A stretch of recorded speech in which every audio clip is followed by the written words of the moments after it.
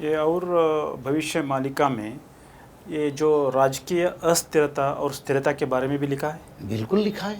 क्या होगा भारत का भारत पॉलिटिक्स? में अच्युतानंद ने लिखे हैं 2025 से शासनगत विशृंखला, शासन में अराजकता कोई किसी को नहीं मानेगा। अपने इच्छा से रजा बोलेंगे और शासन में रहने वाले मंत्री लोग भी उनका ऊपर वाले के विरुद्ध में इधर उधर बात करेंगे और कहीं कहीं सरकार टूटेगा और आज सरकार बचेगा तो काल तोड़ेगा। ऐसे नरेंद्र मोदी जी का बात नहीं चलेगा। देखो, वो तो प्रधानमंत्री है, वो बहुत अच्छे हैं, धर्म संस्थापना के लिए कोई अच्छा काम भी करते हैं जो हमको अच्छा लगता है। पर देखिए, जब युग परिवर्तन होता है, पहले 10 साल में तो बीजेपी के अकेले के लिए पूर्ण बहुमत था। अभी तो आपका नहीं, भविष्य मालिका में भी उल्लेख है करके आप बता रहे हो कि राजकीय अस्थिरता होगा 2025 के बाद, 25 से शुरू होगा। 25 से शुरू होगा। सो ये जो अभी जो हाल ही में लोकसभा इलेक्शन हुए उसके अनुसार तो बीजेपी को अकेले बहुमत नहीं मिला। सो छोटे मोटे पार्टियों के सहारे बीजेपी को और प्रधानमंत्री मोदी जी को देश चलाना है। So it's obviously he will not have that kind of freedom which he had previous in his 10 years. So आपके अनुसार तो राजकीय अस्थिरता तो होगा ही और मोदी का भी बात नहीं चलेगा।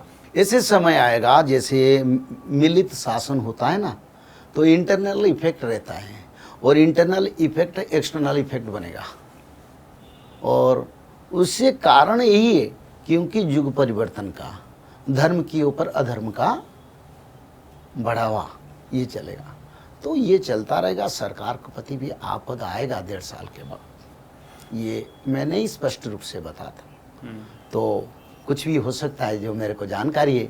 एक जगह पर अच्युतानंद, मैं नहीं खुल के बताता हूँ, एक जगह पर अच्युतानंद ने लिखे, त्रिजटार वंश मिलिए दारू को नेबे रेल रे भरी, सबु बुद्धि जीवटी पासुरी। यानी त्रिजटा के वंशधर, उस जो अपोजिशन का बारे में इसका रचना है, वो कभी जगन्नाथ महाप्रभु को स्थानांतर करेंगे जिस समय महाप्रलय होगा।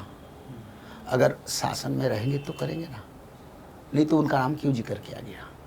तो अस्थिरता के बाद परिवर्तन कुछ भी हो सकता है।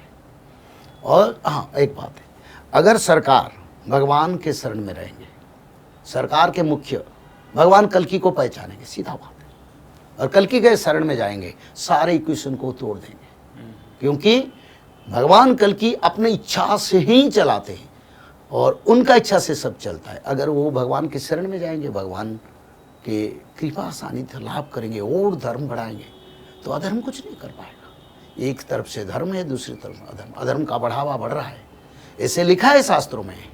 उसको भी भगवान गलत कर सकते हैं अगर धर्म का प्रभाव बढ़ जाएगा। मेरा जो लक्ष्य है, गौमाता हत्या बंद हो जाए। गौमाता को राष्ट्रीय माता, वो पशु नहीं है, वो माता है। हिंदू धर्म उसको पूजा करता है, देवता देवी माता को माता कहते हैं, गोमाता को माता कहने से क्या इतराज है। तो गोमाता को अगर राष्ट्रीय माता डिक्लेयर किया जाए और गोमाता सुरक्षा किया जाए, जिसमें सरकार को भी भगवान का कृपा और मिलेगा और सरकार मजबूत होगा।